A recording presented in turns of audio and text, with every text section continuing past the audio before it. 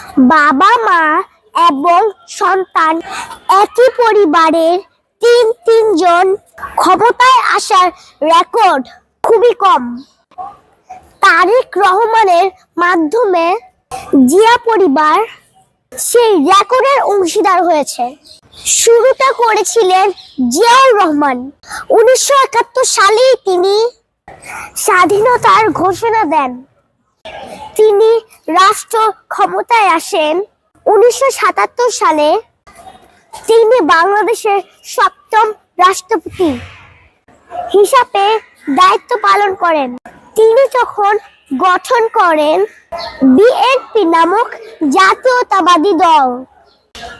1981 সালে তিনি মারা যাওয়ার পর দলে হাল ধরেন বেগম খালেদা জিয়া।